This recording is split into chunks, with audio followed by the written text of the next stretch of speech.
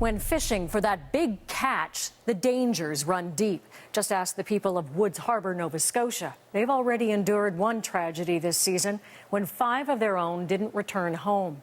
And as you'll hear for the first time tonight, within days of that accident, it almost happened again. In this special report, our Tom Murphy returns to Woods Harbour, where fishermen are back on the Unforgiving Sea.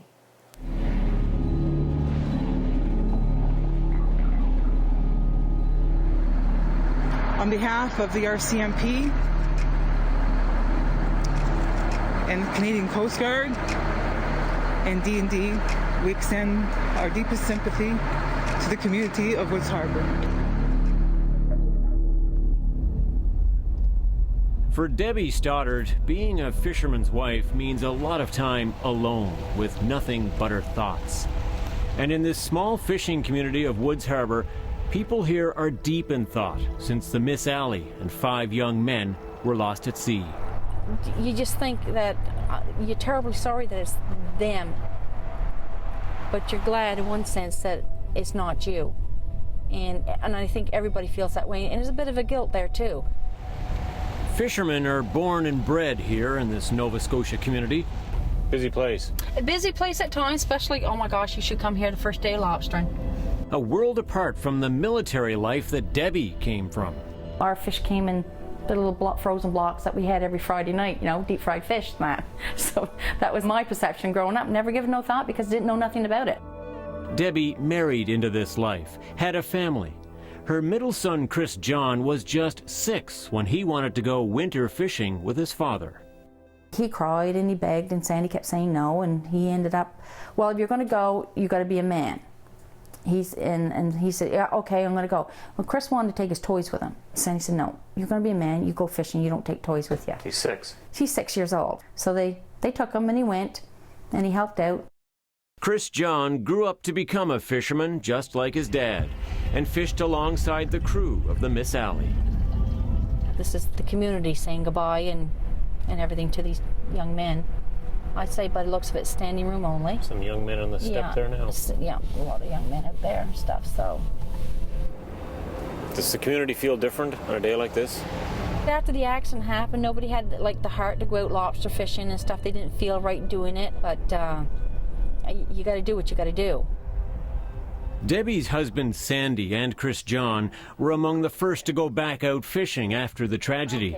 And that means back at home, Debbie worries about the weather, the latest storms forming off the coast. Oh, here she comes. This is the Canadian one. This is what they look at. And as you can see, when it's red and that, it's not giving very good weather. Sandy is down in this area here. This is Sable Island. He's around in this area fishing. Sandy Stoddard has been fishing along this coastline for 40 years. He's lived through all kinds of weather and all kinds of tragedies. But to be a fisherman, you can't dwell on disaster. Steaming to the western. Whoa. The halibut must be caught within a designated period of time, or you lose the right to catch it. This is a way of life. That's why Sandy felt he had to go back out. Because of the Miss Alley tragedy, this time was different. You're steaming out to go fishing again. What are you feeling? You know, you got all kinds of thoughts on your mind. You know, it can happen to you very easily. There's no warnings of these things most time. You get the weather. But like I was telling you before, the weather's so unpredictable. What they're forecasting, we wind up getting double. Why do you do it, Gregory? Oh, we got to make a hard living, and this fishery is all we got around home. The dangers of the winter fishery are not lost on any of these crew members. That was sort of a big one, went busting by, broke out from underneath the boat. It can be a 30-hour trip over rough and unpredictable seas. Sandy and his crew will go as far as 180 kilometers offshore to find the lucrative halibut this time of year. There he is. A nice one. But the risks are worth it. After 5 days of fishing, Sandy and his crew can end up splitting $50,000 for their catch. Pure profit. Roughly a 50-pound fish. And that was what the Miss Alley was trying to do. The weekend the Miss Sally was lost, Sandy hauled his fishing gear out of the water and headed for shore. He was the last person to talk to the young captain of the ill-fated boat. We got in out of the storm, and Chris John came aboard, and he said, Dad, could Catlin another call? So I came up and I called Catlin, and then on the third or fourth try, he picked up the phone. I said, how you doing? He said, that wind is struck here to the northwest and blowing harder. That's what he said to me.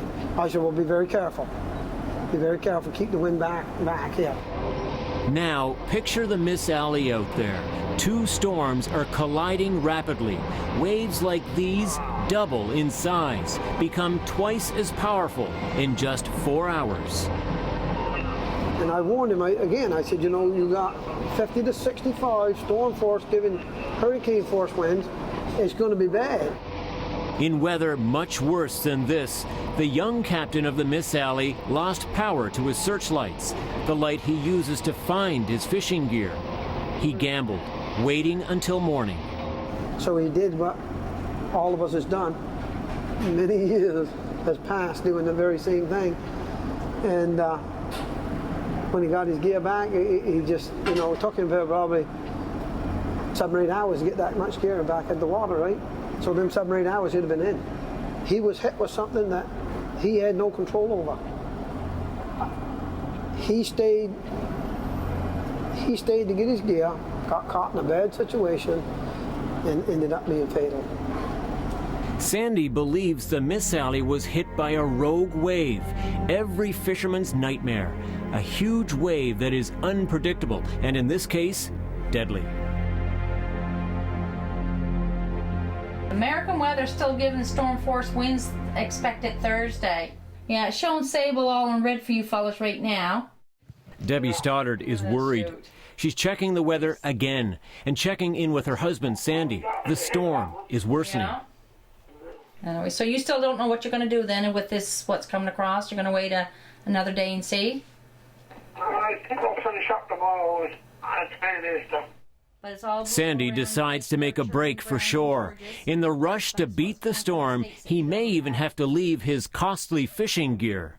Everybody, when it blows, they get nervous, regardless of just what's happened with this tragedy.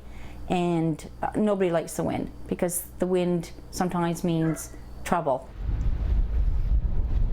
And sometimes the fear is warranted. Just before midnight, like a mirage, Sandy's boat and behind him his son's boat appear out of the storm. The serenity of the scene defies the hours of chaos Sandy and his crew have endured. Only days after the loss of 5 young men, the unthinkable has happened again. 2 more men swept into the sea. He's gone, he's gone. I said, where? Who's gone? And he said, Gregory's gone. Wow. The only thing you can think then, he's gone. I mean, you've lost him. In an instant, 2 of Sandy's 5 crew members were washed into the dark and frigid North Atlantic. Out of nowhere, a big sea hit us. A big rogue wave came and just shoved the boat right down. But that wave was astronomical, because when it pushed out by the boat, it was just a mountain of water going up. They pulled 1 man on board. The other disappeared under the boat. So when he come back in over, he ran in over top of that. So we tried to get some of these blooms up like that. And then they got the life ring that was on the back of the house up there. And he throwed it down. He was in underneath here. This here's all hollow and underneath. And the seas are... Oh yeah, she's going... And the sea is in underneath here. And he's hooked on to one of the brackets underneath here. He come from there, down in underneath the boat and ended up in underneath here. And so you threw the water was 36 degrees. Now how long are you going to last in 36 degrees water? Not long. In water this close to freezing, hypothermia sets in mere minutes.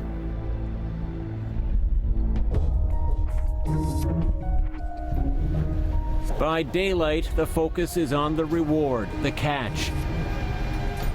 Close to $100,000 worth of fish. It's a good haul for Sandy and his son Chris John.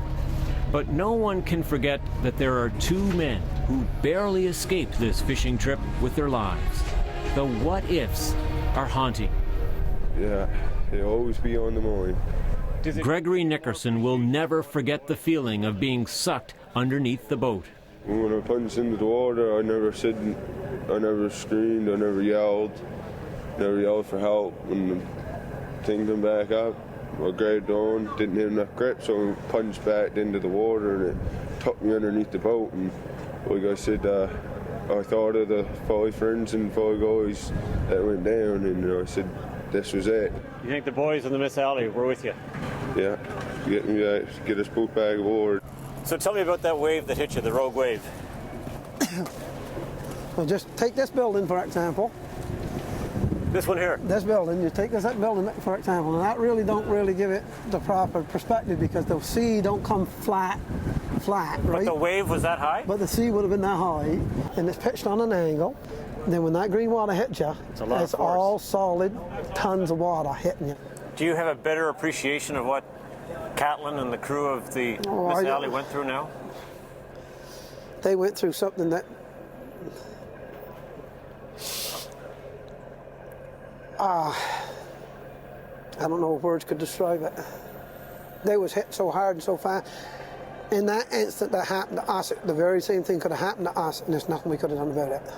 Nothing. There's a saying among fishermen here that a few fish have killed a lot of men. Sandy and his crew honored 5 of them on this most recent trip, laying wreaths, each one with the name of a member of Miss Alley's crew. Most gracious Heavenly Father, Lord, we come here today, Lord, to give you thanks on the day. And while they pray, this will be the last time they say goodbye to lost fishermen, deep down, they know it's not. Tom Murphy, CBC News, Woods Harbour, Nova Scotia. The Transportation Safety Board has been looking into the sinking of the Miss Alley, and today its investigation ended.